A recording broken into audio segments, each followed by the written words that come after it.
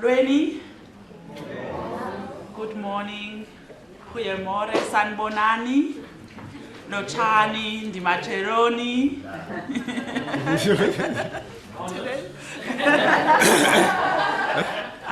I won't ask how you are because it can take very long, especially in Xhosa. So it will take the time for the presentations.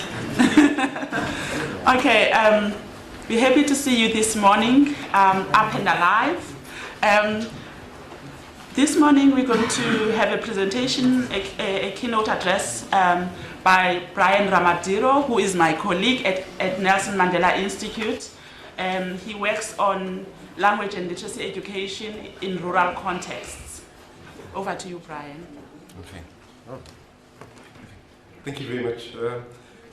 Good morning. Thanks, Kali.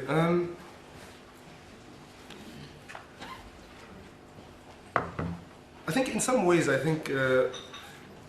not the right sort of person to talk about this subject today, language, culture, and identity. And I think the reason for that actually is that I think people of my generation now, this is people that were radicalized in the 80s. We entered politics at a time when racism, tribalism, ethnicity were big problems, and we spent basically really a lot of our political education actually trying to excise those kinds of things from our minds, and so that I think like many people like me find it actually terribly uncomfortable actually in fact I think to talk about the link between language and ethnicity actually in particular, perhaps not so much the link with race, but I think even then I think the way that we approached this issue was to try to disassociate these things, language from ethnicity, language from racial identities and so on. And I'm struck, I think, today that many young people today, I mean, they speak, I think, about sort of ethnicity, or even sort of racial identities, actually, in very staggeringly positive ways. Like, for example, I mean, many young people would say, "I'm a Xhosa" or "I'm a Zulu" and so on. Today, and of course, the context is different. I think that's the thing to recognize, actually. And I think this is kind of what Neville actually in the last sort of 20 years was grappling with, how to think about these identities, these subnational identities actually as he called them. So we can't simply try to excise these identities, but you're going to have to think about how do we open them up, how do we challenge them, but also we've got to understand that people will always want to belong somehow in the world. So we've got to understand that. And the point is then, how do we use things like language, for example, or education and so on, but to try to open up these identities from the inside out, to give people almost in a sense more options in how to construct their identities. So this is kind of what I'm going to try to speak to you. So as I say, actually, I'm not going to be terribly articulated because it's not I think a question that I feel very comfortable actually I think in talking about.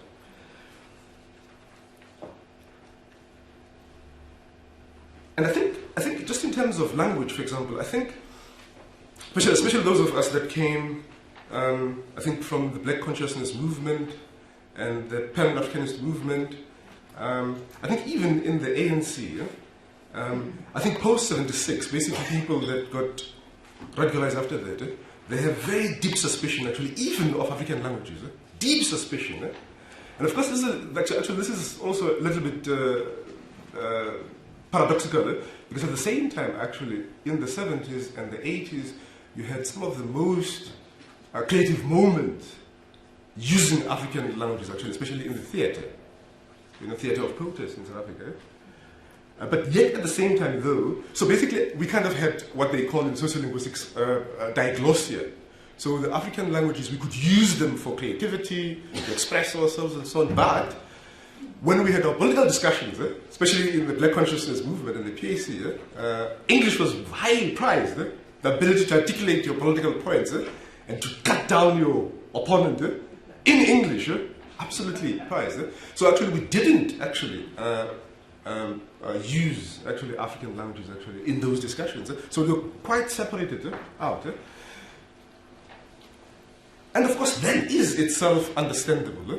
And of course that is almost in a sense the primary fundamental language issue in South Africa is the fear of black intelligentsia of the possibility of African languages being divisive of black unity, in a sense. It's total hysteria. It's total fear of that. And Neville actually spent a lot of time trying to disentangle the link between African languages and the history of apartheid, and was trying to show how you could use them as a resource, in fact, to unite people, but also as a resource for education and development as well. So I'm going to try to speak to those things. But I think that's the fundamental problem in South Africa, is that we've got to find a way to convince, in particular, the black intelligentsia, especially from sort of ZAPO, PAC background, and the Congress movement. We've got to convince those people that promoting African languages is not the same thing as resurrecting, like the ghost of apartheid. So it's like things that are totally different. I'm going to address this issue around three themes. So I'm going to talk about the relationship of language and translation and modernity. Okay, what's the link there, and how language could help us to make that link? And then I actually wrote about this. And then the second theme actually that I'll look at is language and personal and social identities. Also, Neville actually wrote about this, but he was kind of a little bit cryptic, actually, I think, by and large, because his writings on this subject is more sort of scattered across many of his writings. And then, of course, language and education. Actually, now this last issue, is something actually that he wrote about a lot in a very focused way. And of course, actually, in this room, there's lots of people actually that also will be able to speak about it quite competently. So I think that last issue, I'll just sketch one or two things, but then we could then have, I hope, time to develop those ideas actually in discussion. Okay, I just want to lay out some sort of two principles actually to the way in which Neville approached the question of language in society. So the first is that he's always seen, from the very earliest writings actually that he did, he's always seen the language question as related to the housing question, to the education question, to the jobs question, to the race question, and so on. And all of those questions are related to the broader question actually of how to democratize South Africa, how to make it a place for everybody in South Africa.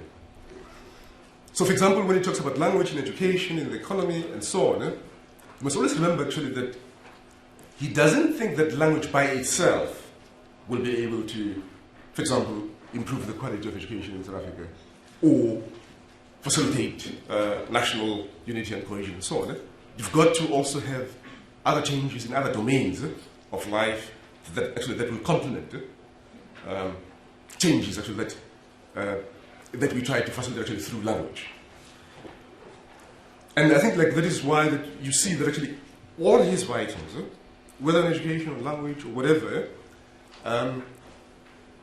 they always take a historical, they take a social contextual frame, first of all, and then before they get actually to address a very specific issue. He tries to show all the time the connections between things. Because otherwise, you can get, into a difficult situation where, like you think that, education will solve, like, for example, poverty by itself. It won't, or language by itself will lead to, massive improvements in education. No, it won't. You've got to do other things as well at the same time. I think that the second sort of principle is that the way in which he thought about language, identities, and culture, it was he used use this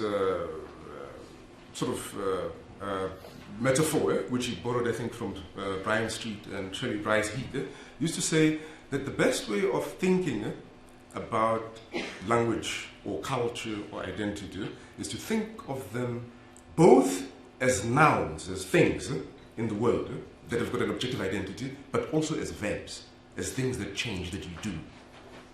Now, in terms of language, that's also quite important, because languages, I think for people, like for linguists, it's quite clear. What we call languages, like say English, for example, we are talking, like basically languages are invented, they're not real in a sense. So when linguists talk about languages, actually, like English, for example, we are talking about a standard written variety of English.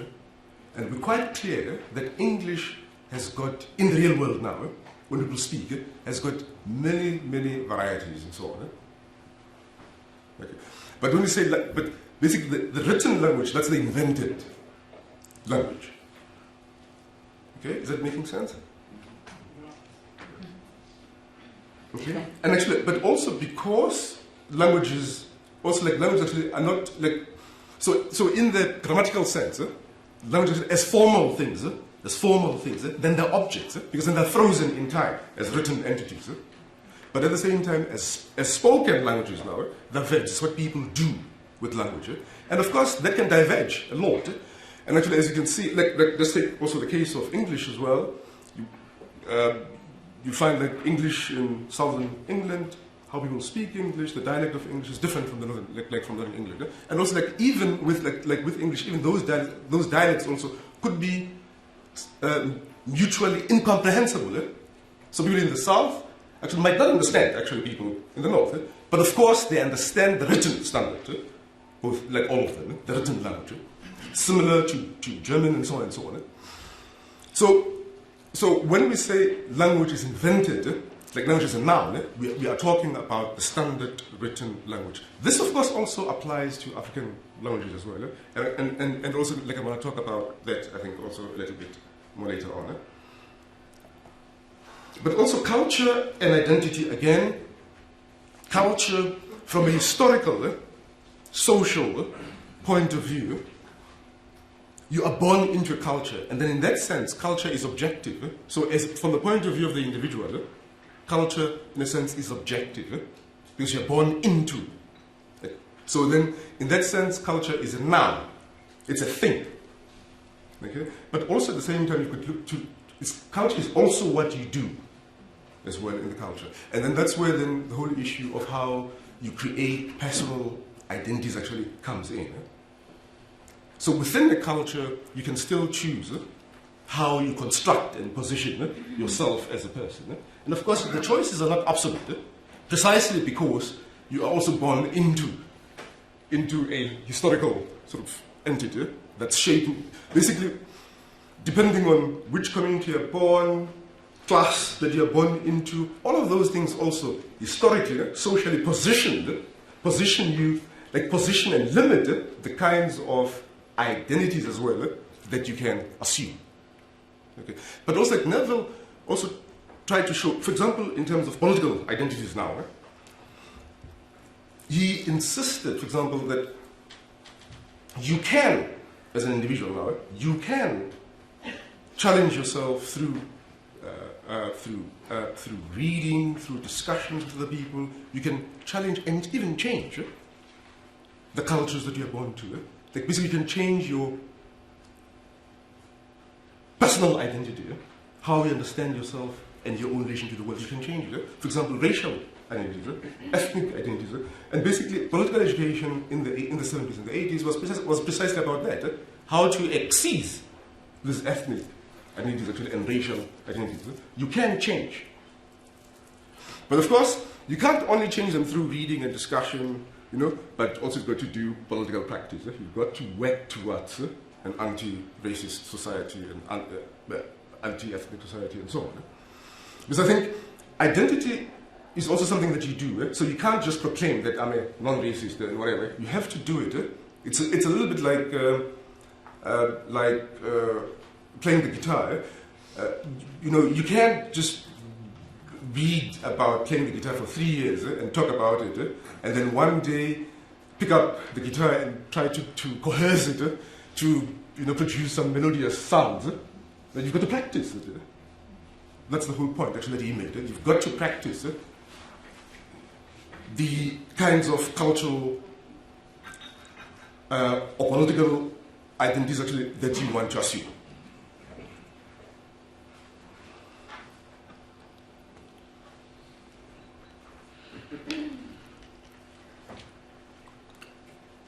Okay, so given that actually as sort of background, now I just want to address the first theme now, how Neville thought about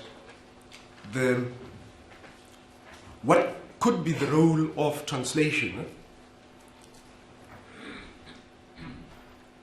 in bridging what he called the gap between tradition and modernity in Southern Africa.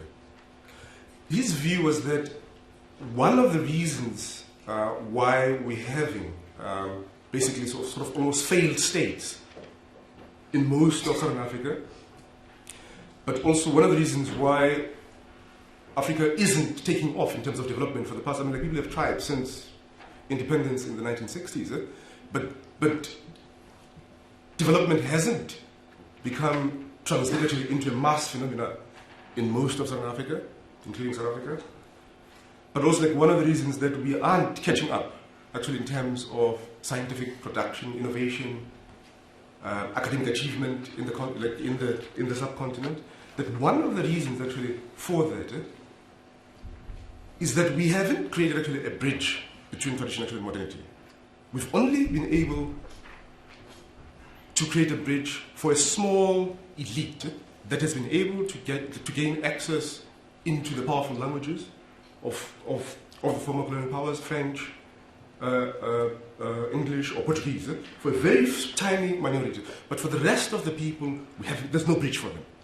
They're basically stuck in tradition, in poverty.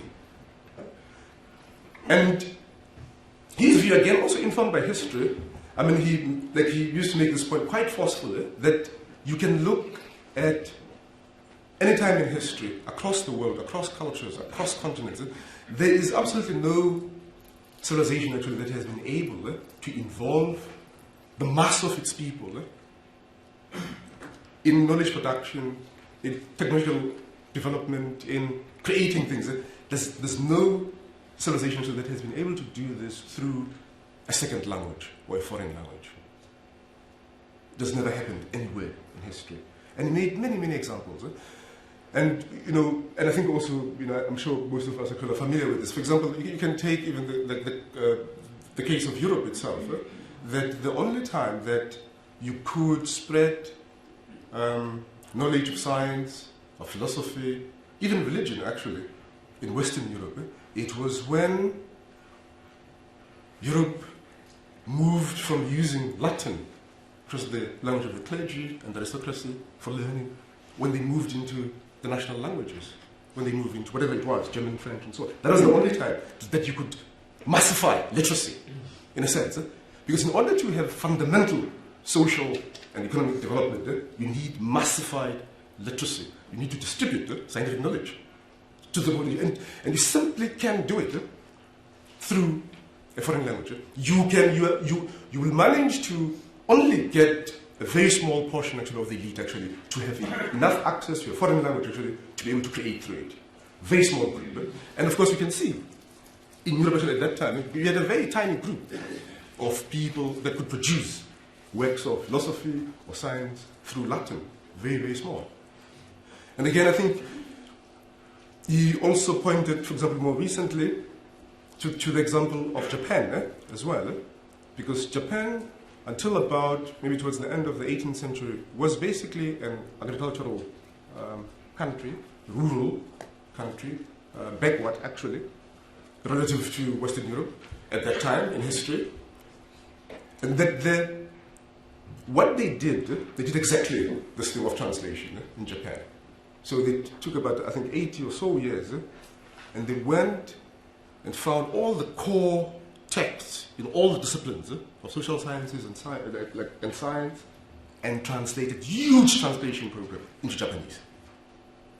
And Neville actually says, now, doing that actually, because because translation is not just simply a technical process, you are trying to naturalize, indigenize knowledge from different cultures into you're trying to make this knowledge come into contact with your own conceptual systems, knowledge systems. You're trying to integrate this knowledge. Of course, it's a difficult, but also, especially in the social sciences, it can be also a very painful process as well. Because also you've got to, it forces as well the translator now, that is, to examine their own society, their own culture, and so on. But the key thing actually is that it provides you, though, the vocabulary, the syntax to access modernity. So basically, Japan, you could say, because of that, actually, then they were able to have modernization without westernization. They modernize, and that actually, and that was Neville's point, that by naturalizing Western knowledge like that, they were able to have, of course, some degree, let's call it actually, some degree of modernization without westernization. Whereas in the African continent, we just have simple, straightforward westernization, which is led by a small coterie of elite. But we aren't confronting the fundamental problems. Because actually, if we were to use these languages, then we'll have to confront, actually, much more deeply, the philosophical, social, cultural problems and conflicts between tradition and modernity, and address them and deal with them. And there are conflicts, and they are serious. But I think if we continue with English, we can ignore them, because also, I think also quite often we're quite embarrassed by them. You know? So we can just ignore them and so on and pretend as if they don't exist. You know? But of course, translation, I think, as you know, it isn't a neutral process. Translation actually can be also extremely damaging to cultures, as I'm sure most of you know. The impact actually of missionaries in Southern Africa as well. Because remember that all our languages in Southern Africa were reduced into writing by missionaries, actually by competing like missionary societies. The point about that, though, is that if you don't believe the translation can have a fundamental philosophical impact on a culture, you have to examine very closely the impact of Christianity in South Africa. It's fundamental in a way that I don't think we've even begun to examine actually and understand. Christianity is it's a very recent religion actually in Southern Africa, but today it's impossible for any African person in South Africa to think, to position themselves in the world, to understand the world, firstly, to understand individuality, what an individual means outside of Christianity. It's impossible to understand it. For example, this idea of a sin, to commit a sin, that idea doesn't even exist in African cultures. The concept itself doesn't exist. The idea of a God that, that's not here, that's not cultural, doesn't exist, and so on. But translation of the Bible created these universes. It created a new world, a new conceptual universe.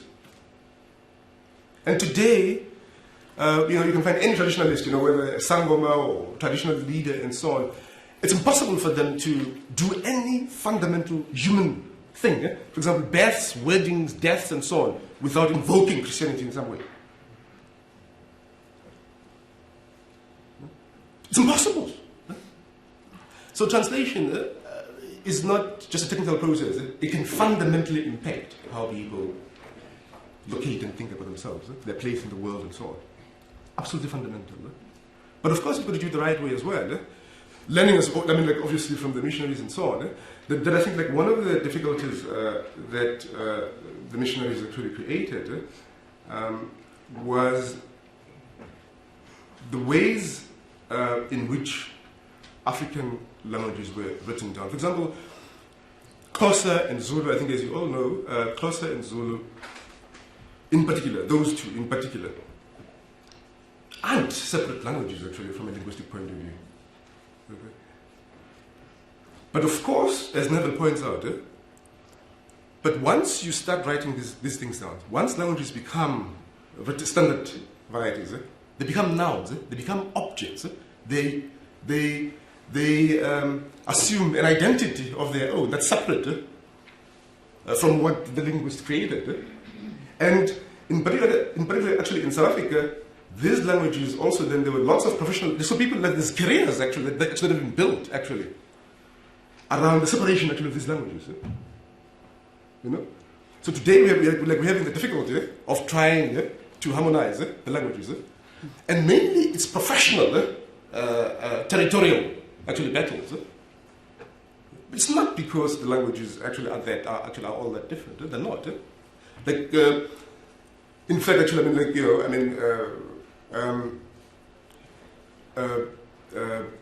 one guy actually gives sort of some anecdote actually that that the word actually better, for example, in Xhosa, was adopted because the Xhosa linguists didn't want to use the word ngono, which is actually a Nguni word, because the Zulus were using too much. So they'd rather use better and borrow from Afrikaans. And also in the case of Zulu as well, is that when the Department of Training and Education was started, they wanted the word for training in Zulu, you know. And of course there was also perfectly suitable Nguni word, which the Xhosa were using, quite sure, but they didn't want to use it because the Xhosas were using it. So they came up with like the Department of Imfundo and Imfundiso, which is nonsensical, but they did that, you know. So it's those kind of things actually that kind of show you as well that, you know. So, but I think that ultimately, I think the linguists actually are not the big issue. I think people think that the linguists, but if you get the intelligentsia, if you get the intellectuals outside of linguistics, in the broader social sciences, and you get the politicians, the linguists will follow. They will do the right thing, you know, because they don't really hold that much power. You have to get the cultural elite people in the broad social sciences and the politicians. If you can convince them of the importance of doing these things, the linguists really don't matter. I just really marginal actually to debate, because the debate isn't about language actually. It's about, as I said, it's about how we're going to use these languages as resources for teaching, for communication, for learning, for development, and so on.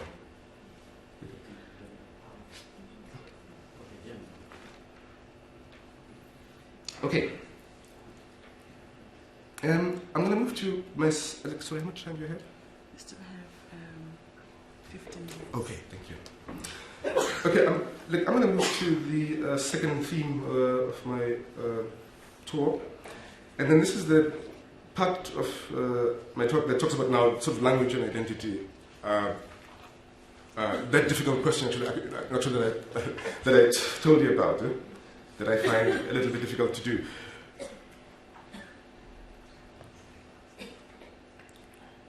Like Neville, actually, I think the way he frames this question, I suppose this kind of relates to the debate about the national question yesterday. He says that the challenge that we have is how to construct national consciousness. Like basically how to create a national identity of sorts in South Africa. That's the challenge. But also, it's how to do it in such a way that at the very least it doesn't negate African identity, but at best it should encourage like an African identity. But of course, also again, we've got to do it from an internationalist point of view. That basically we are part of a global community. So that's the starting point.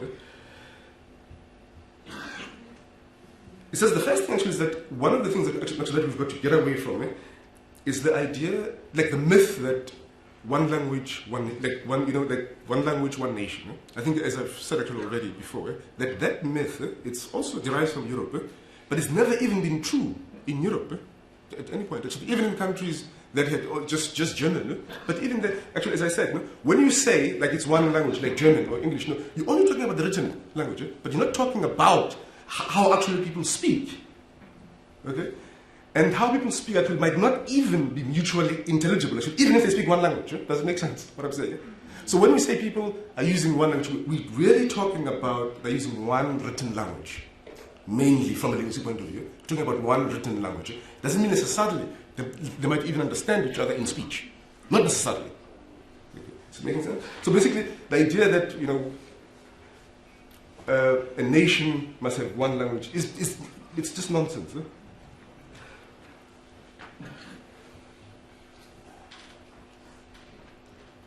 And then his view actually was that what we needed to do in South Africa is to use multilingualism actually as a resource, in fact, to construct this national identity.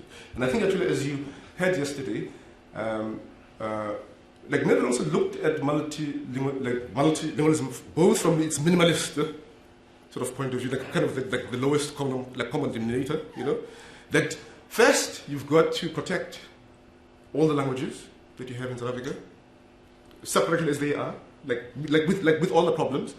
But secondly, you've got then to use like as you said, like the Tower of Babel to produce the Power of Babel.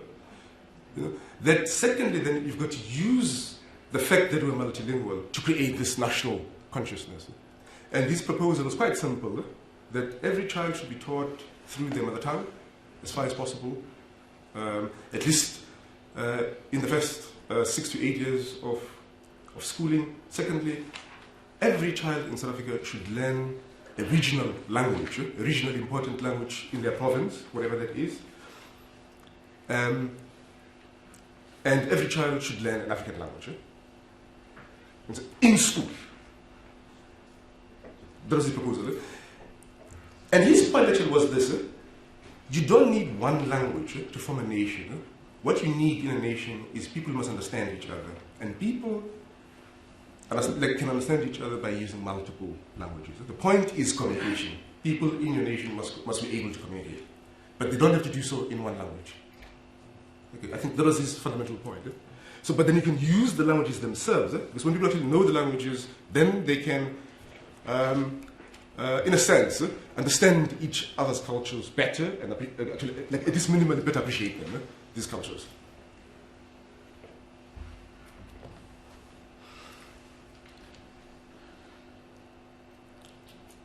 And then here's another point, actually, I think, just to come to the question now of ethnicity.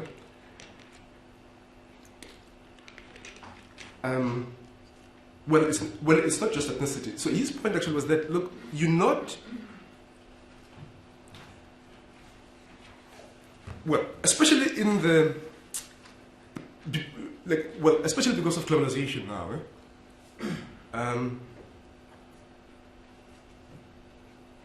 national states are getting increasingly weak at helping people construct and retain national identities, because national states are being undermined. Okay? So, what you're going to have as one consequence of that is that subnational identities are going to assume greater and greater importance in people's lives. And people, but also it says, like, besides, people always want to belong. Right? And that is why also, like, languages evolve the way they do. Right? Because languages actually start as one, and then they split according to where people live geographically, socially, and so on. People form subgroups within larger entities, actually. People want to belong. And his point is that, so basically you will have regional identities, you will have social identities, you will have religious identities, you will have linguistic identities, and so on. But his point was that what we've got to try to do, actually, in South Africa, is the opposite of sort of Afiforum type approaches. And it's the opposite of Inkatha Freedom Party. You must do the exact opposite. Even if you recognize linguistic, like basically you've got to recognize and support linguistic communities, but not political communities. And Afiforum is linking linguistic communities with ethnic and political communities, which is the problem. And Inkatha, that's what they're doing as well. His point is that you could be quite benign about ethnicity, but what you've got to make sure is that people can't or shouldn't use ethnic identities to mobilize people politically. That's the fundamental thing. So you can let people have their, ethnic, but you've got to find a way that you don't allow a situation where people are using ethnic identities to mobilize for political power. That's the key thing. So, and that is why actually he would then make the distinction, for example, between a Xhosa speaker and a Xhosa, a Zulu speaker and a Zulu, an Afrikaans speaker and an Afrikaner. They're totally different things. And conceptually, those things are very important. That we begin actually to try to encourage that kind of thinking.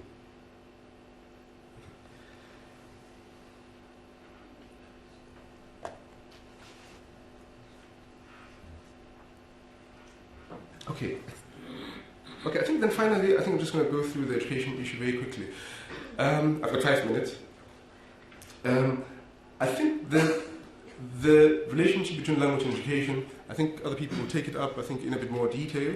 But I just want to indicate just one thing there, that Neville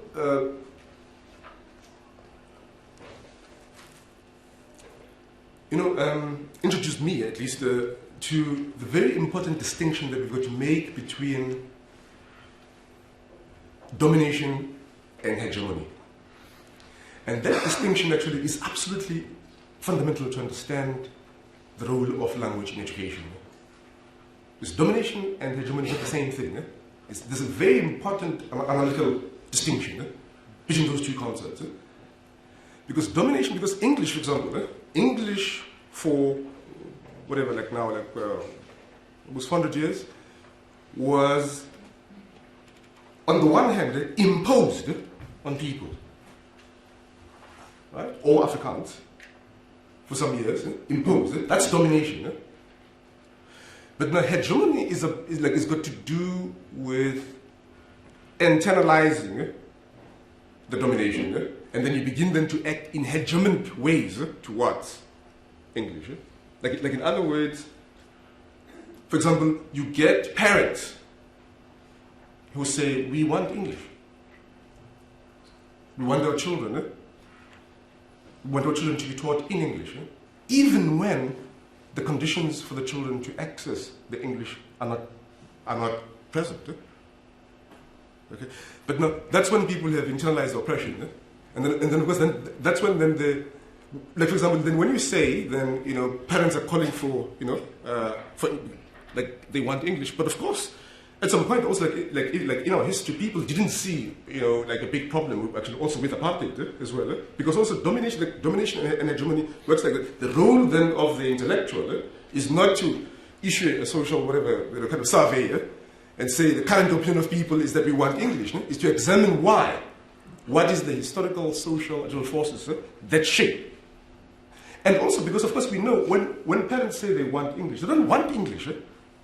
They want what English represents, okay? Which is social mobility.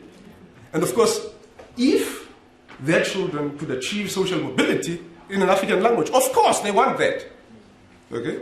But they believe that at the moment, this is the only way. Okay?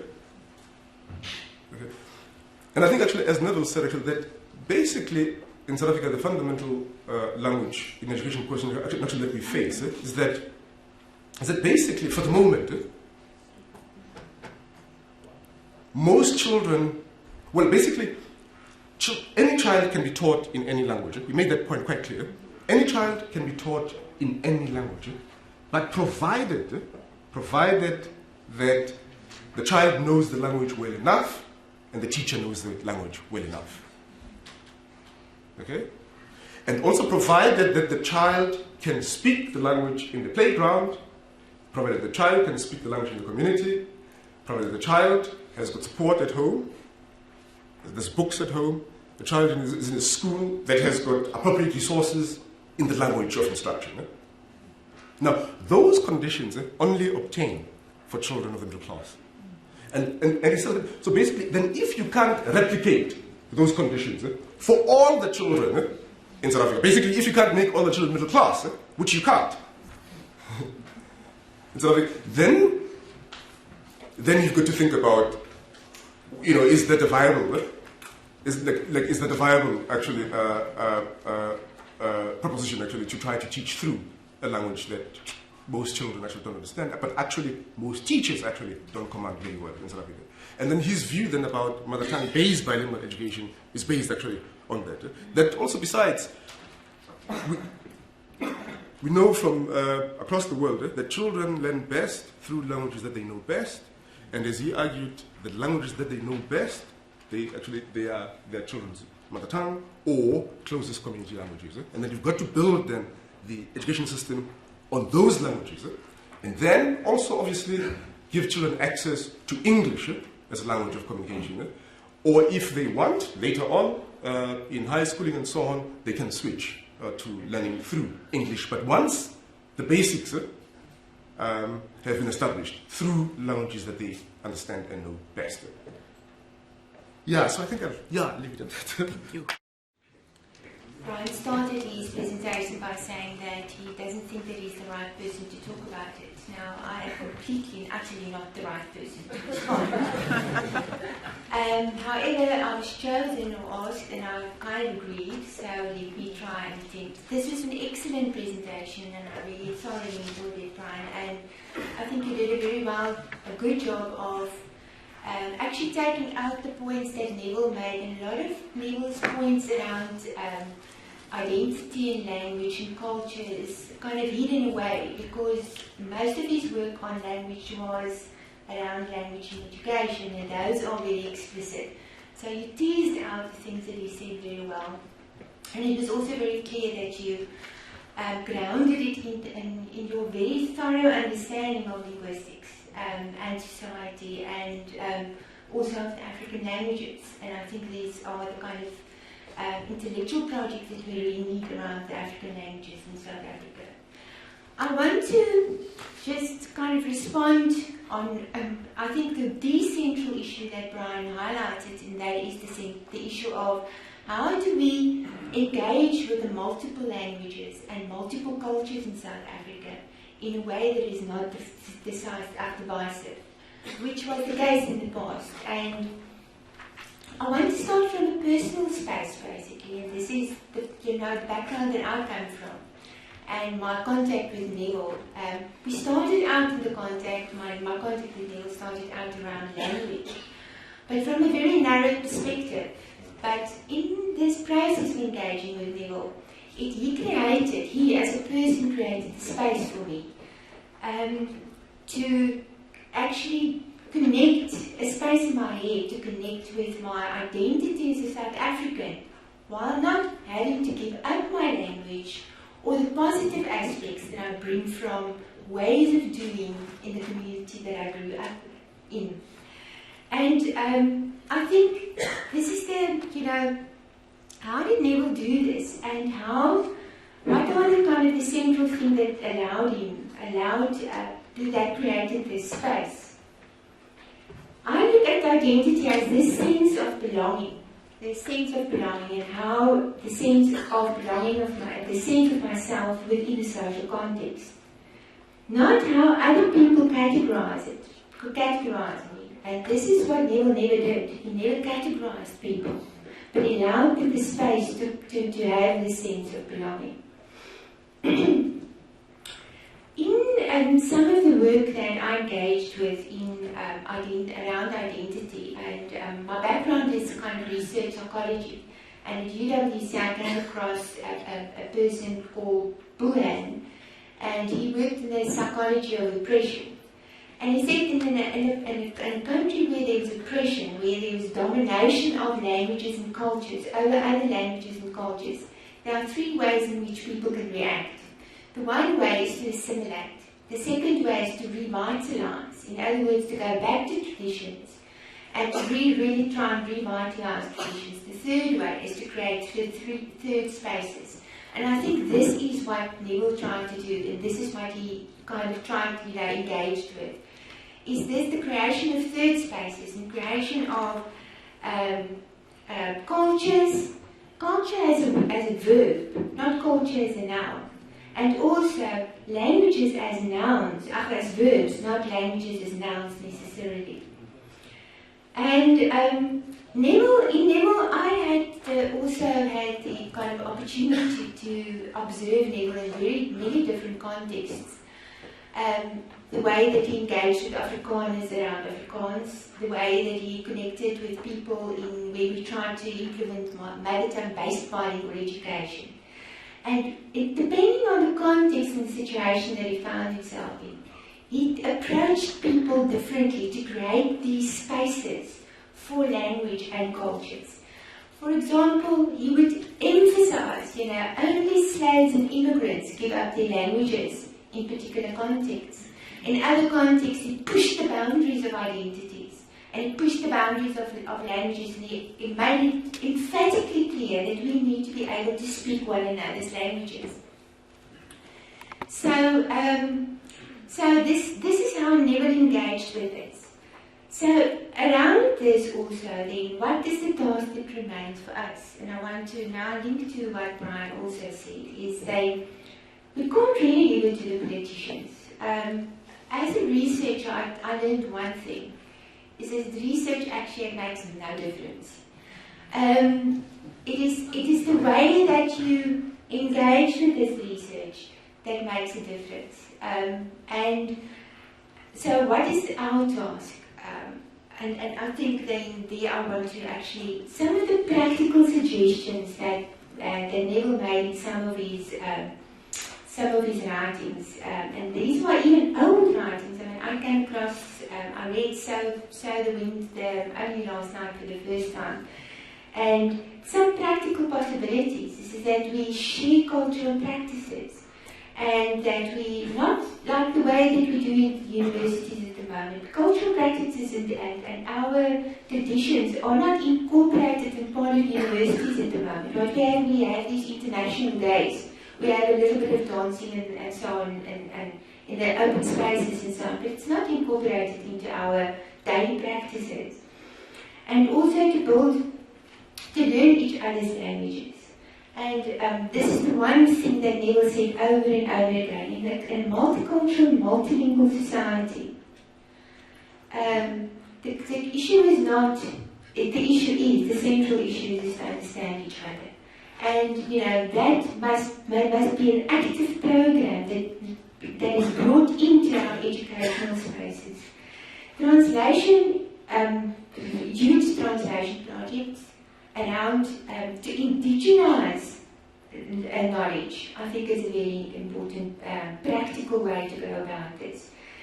In education, I think one of the things that I am dealing with in education is especially around assessment and the tests and language of tests. And people telling me it's no use to translate, for example, to provide the exams in the African languages because people are not educated in the African languages. And I agree with that it won't improve. That in itself will not improve the matric results. But it will create the space. And that is what we need to do, is to start creating third spaces. The spaces where of a new society where we deal with culture as a verb and where identity becomes something that we do and not something that we are. Thank you. Okay, I hand over to Carole Bloch to respond. Thank you. Thank you very much. Good morning. And thank you, Brian, for a really a great summary, but summary isn't the right word because you expanded at the same time as you put these ideas out there. And I think that you really did a very good job of pulling a whole lot together. But I'm not going to go on about that because I've only got a few minutes. And I think I'd like to start by pulling out one of the areas that Neville was always very passionate about, which was early childhood education. When I started working at Pricer, it was because Neville was interested in bringing early literacy into the project and seeing how that worked with multilingualism, which he was already busy with as Pricer was getting going. And you know, we seem to have gone further and further over the years in the formal education system away from what young children need and away from what children need. And I think Neville was very, very aware of that, and that was why over the years we've moved, in terms of our Pricer work, more and more into these third spaces, the kind of third space that Elize is talking about with the development of community-based reading clubs, after having tried for many years to work with teachers to do appropriate practices with children. And yes, culture, school culture, unfortunately is one of the places where the verbing happens least of all. So somehow schools, the formal education that schools bring, can I say, cap everything. At the moment we are seeing children's minds being capped by what's happening in school. And even the concept of non-formal education, we talk about non-formal sort of in opposition to the dominance of the formal education, where actually young children, what young children need is, as I say, moving further and further away. And it is only in those kind of third spaces, the reading club spaces, and where we talk about reading clubs, it's far more than just reading. But they're spaces where children can be nurtured and where children can come to belong, and they can come to belong and create identities with adults who actually care enough to spend time with them and be with them. And I think, I mean, the reading club spaces that have been increasing and growing, and which is what Pricer is now doing through the Nalibali program, those reading club spaces encompass a huge amount of what Neville wanted to see happening in South Africa with young people, the growth of an identity where they can be reading in languages that they understand. And I think that the reality on the ground is that we all of us need to become the interactive role models that children need. And Neville knew that, and he was going to be doing that now. He's going to be working on the ground further to make sure that that happened. And it's not the children who are the problem. And somebody yesterday was saying that you put the problem into the families and the problems into the heads of the children, where actually the problem is the system, and the problem is that we don't value what children bring at all. And in these third spaces, in these reading club spaces, colleagues all over the country are seeing what children are capable of, and are being inspired by the children enough to want to carry on interacting with them. But the work is immense, what needs to be done. It's absolutely huge, because that cultural practice that you were talking about, that we talk about, we all the time both in that sort of noun and verb space. But I think somehow in South Africa we've got so stuck in that thing of a culture being a thing that it's really, really difficult for people to realize that culture is just what you do. I mean, you can take away the noun, actually, because you can change cultural practice by changing what you do with children day by day, and it's with young children and older children that it happens most easily, I suppose you could say, even though young children they're not easy, but they're able to accept adults because they're trying to belong. That's the stage of early childhood, is trying to work out what it is that the meanings are around you and how to join in. So, yeah. So the work that we've been doing in PRISA over many years has really been trying to expand on and deepen all the threads, I think, that you touched on. And do what Neville always said, which is solve problems. We do. We solve problems. We use theory to inform our practice. And I think that what is really needed as we talk about how to take these ideas forward is maybe simpler in one sense than well, for me it's simple, because what we can see so obviously needs to be done is a shift in mindset from the adults, not from the children. The children come along.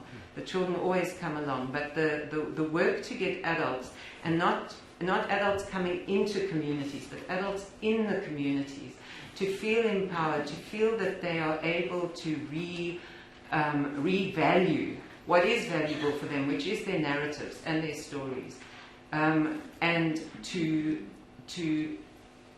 claim that informal learning space as being legitimate, because it is legitimate. We've got anthropology, we've got sociology, we've got neuroscience, we've got all this research backing up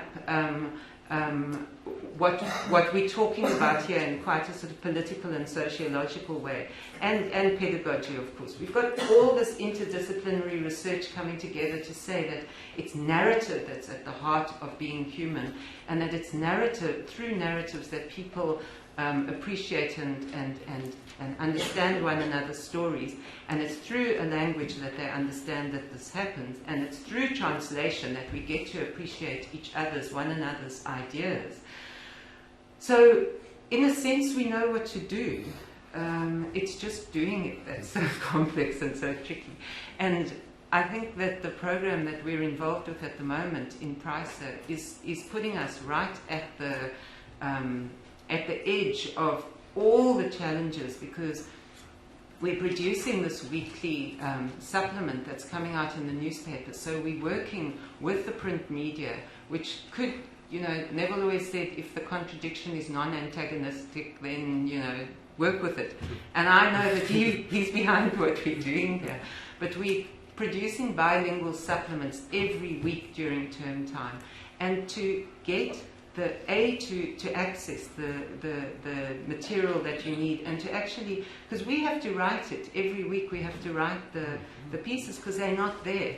So the feeling that we have, and I think we've had for a long time, is that we are building the tracks at the same time as we're riding on the train and we're learning to drive the train. It really is like that. It's this huge challenge to do it. But as you were saying, Brian, as well, about translation and about language, the point is to do it, because by doing it you put it out there. And I can remember the first material publication we did as Price so many years ago. I think it was in 1995 or something. We produced a multilingual calendar, which I facilitated for us, in trilingual actually. And we got this wave of complaint and attack, and you've got it wrong, and you've got the language wrong, and you don't do it like this. And luckily Neville was there to say, well, there's a point at which you publish, and you be damned, and you wait, and then through those conversations, that's how the development happens. So I think, I think we really, really need to fight against this fragmentation. In fact, I was thinking this morning that it's with that thing now that's happening out there in an environment where they're fracking. It feels like we're fracking children's minds in the way that we shove basic skills that have been compartmentalized at them and try and kind of make them learn when nothing is meaningful for them.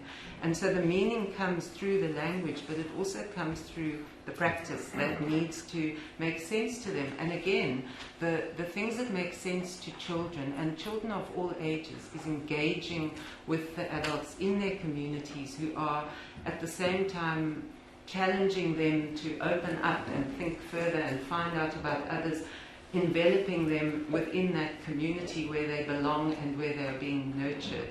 And I think that, just to end, maybe just to say that, those of you who haven't read about the reading clubs that are happening all over the country through organizations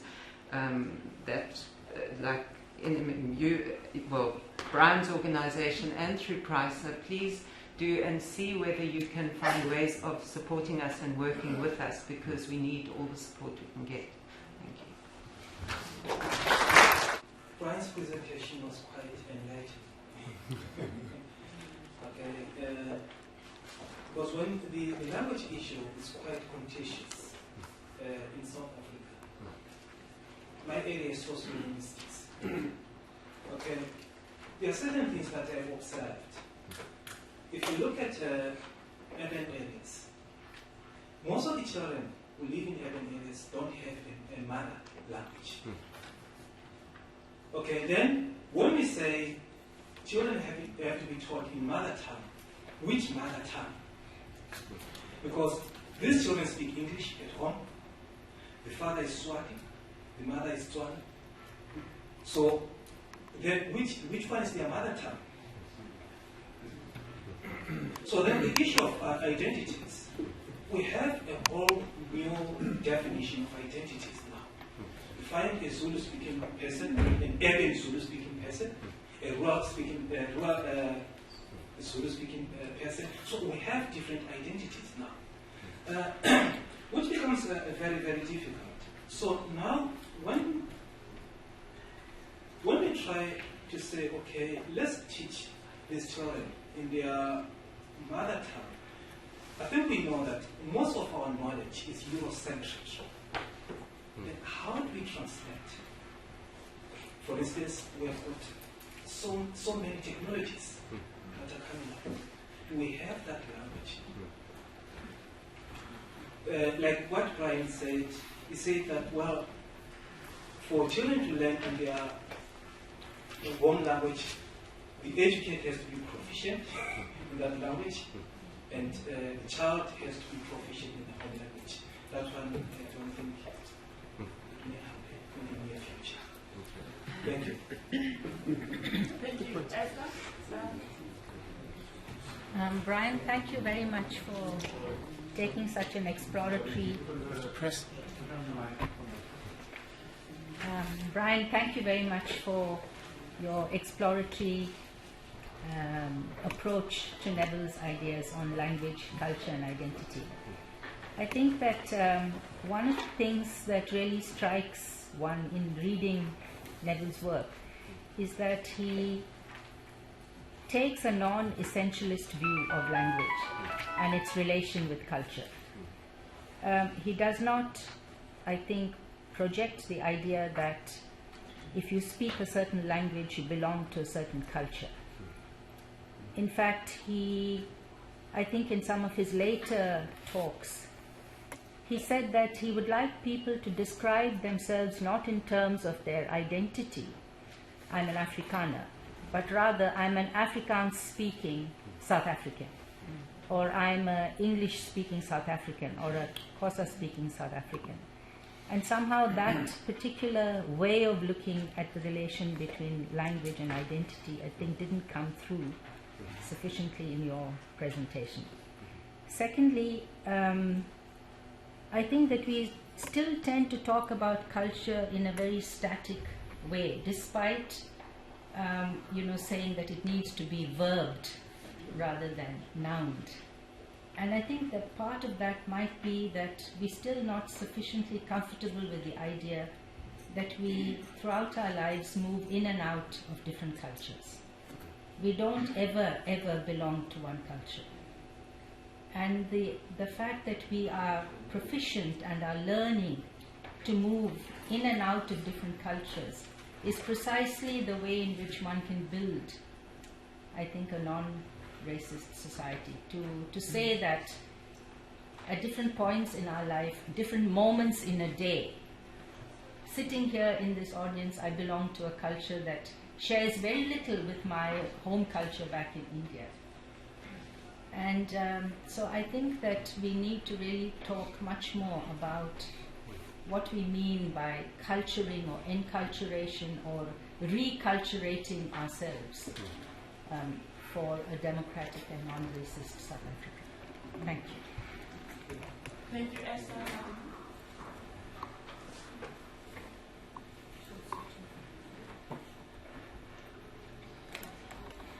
Thank you to all the speakers. I'm going to maybe just as a departure from a language thing, talk about what it means for our practice, because I think Paul and I would go out to South Mandela and in the corridors they would say to us, remember, behave appropriately and don't do that.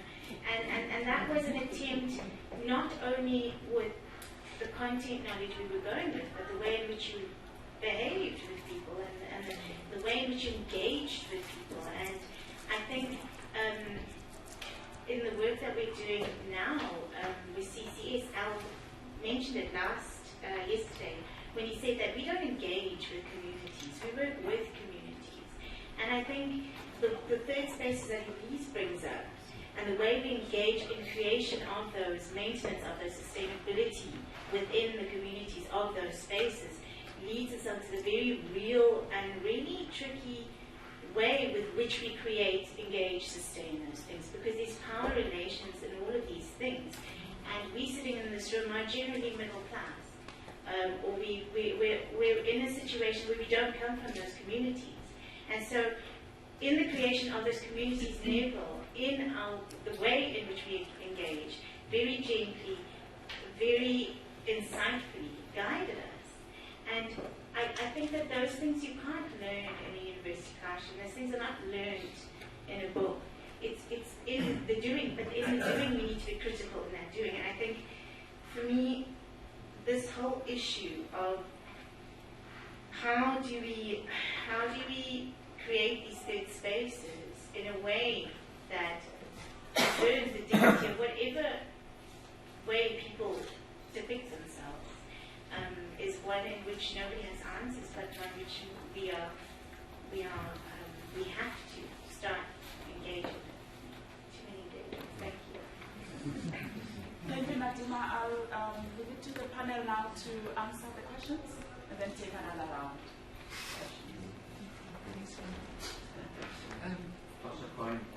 Just go. Should I start? Yes. Okay.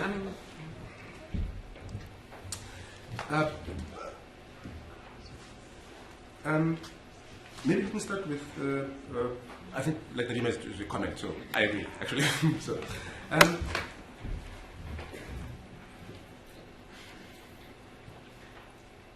I think the one thing, I think I've mentioned, the distinction between culture as a noun and as a verb. But what I want to say is that I think that the way to approach the discussion of identity is to also make a distinction between sort of personal identities.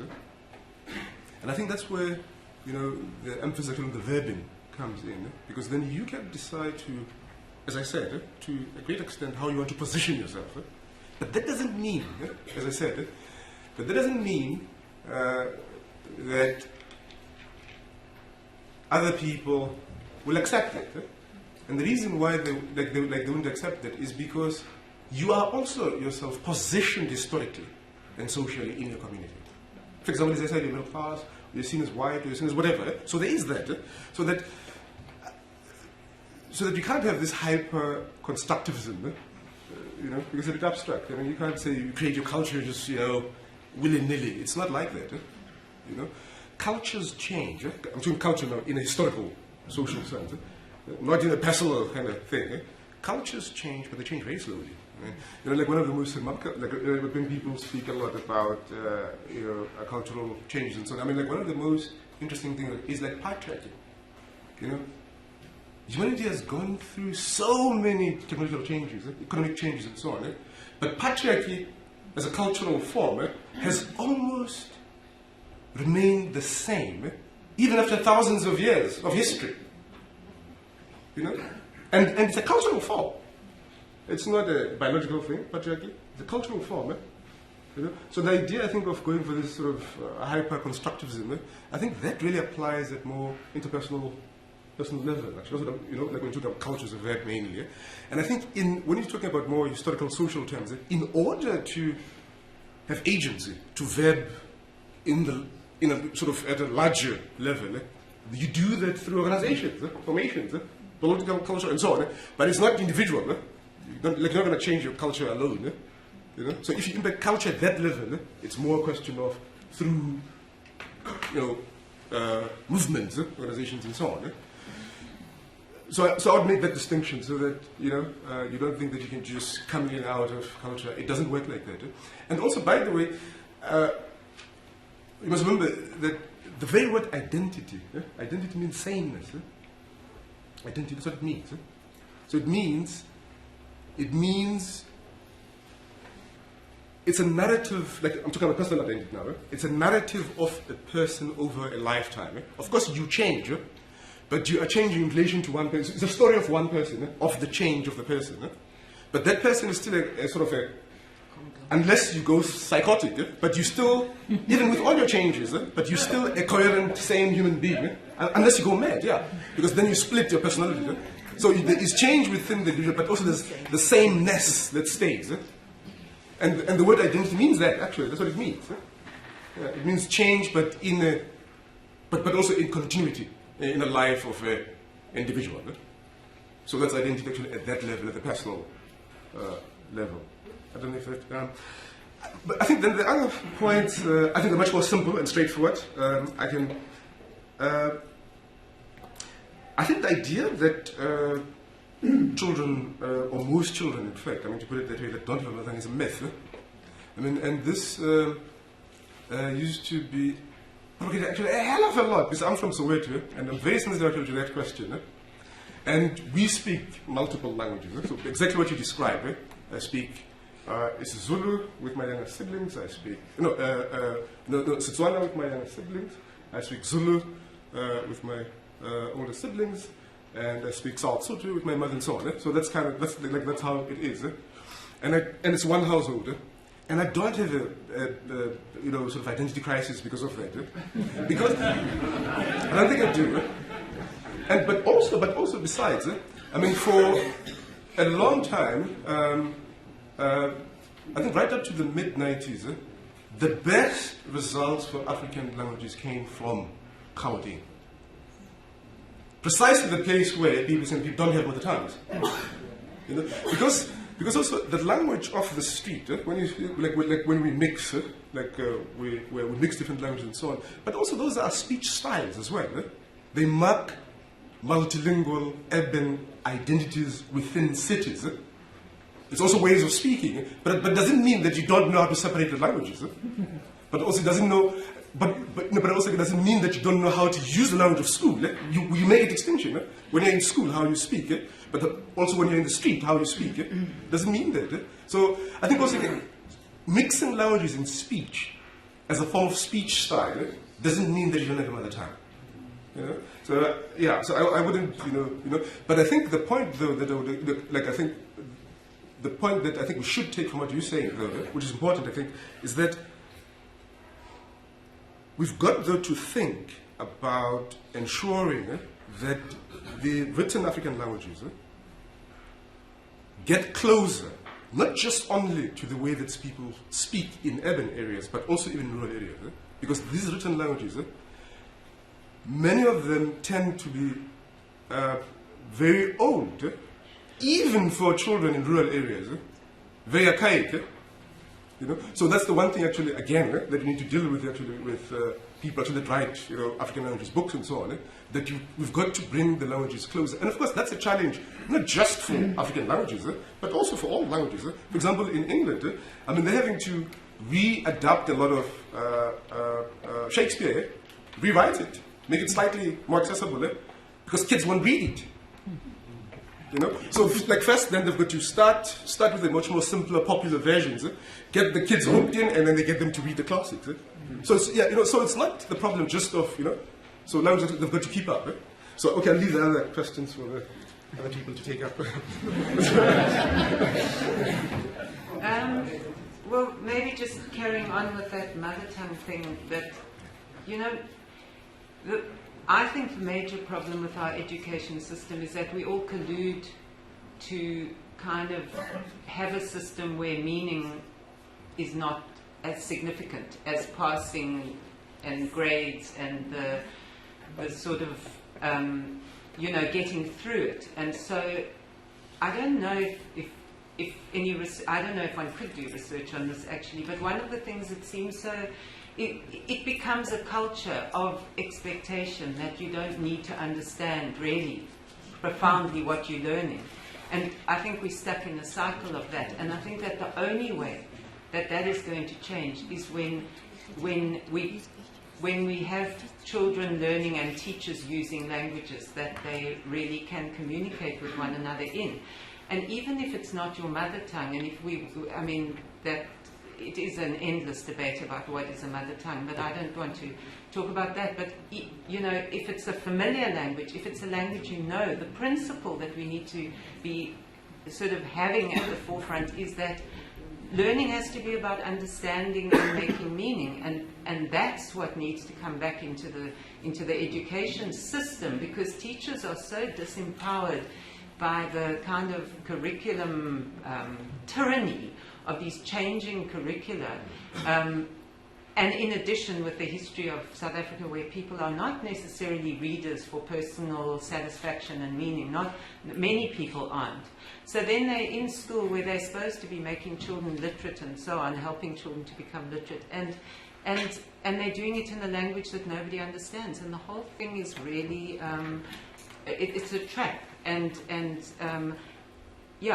So even if you don't use a mother tongue, you can use you can have a multilingual ethos in your classroom where you say, we are a multilingual society. Most children here speak many languages. Let's acknowledge that, and from there a whole lot of other things flow. But how can you get people to be able to use their language even if they're learning in another language? How can you bring those languages into the classroom? And part of that also then talks to the bridge into communities and the bridge into bringing parents and family members into schools in ways where they feel empowered and where they feel that they've got something to contribute, that they're not being kind of blocked off by this impenetrable system that doesn't make sense to anyone.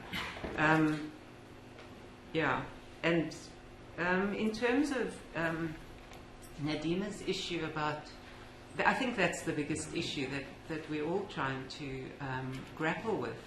And the more involved you get, or the more involved that we've been getting, the more I realize that it's a very simple kind of image that I have in my head, which is driving me, and that is that, well, I always think about myself and how I had the opportunities that I had to know what I know, and that was through having opportunities to read and having opportunities to see practice and get involved in practice that made sense to me and that I wanted to learn from. So there's that. So how do we create those conditions for other people? And it has to come from communities themselves. And one of the things that we're doing now is having people who are in communities so we hold hands. Everybody holds hands and passes on what they know. And I think that's what we've all been doing and we all try to do. But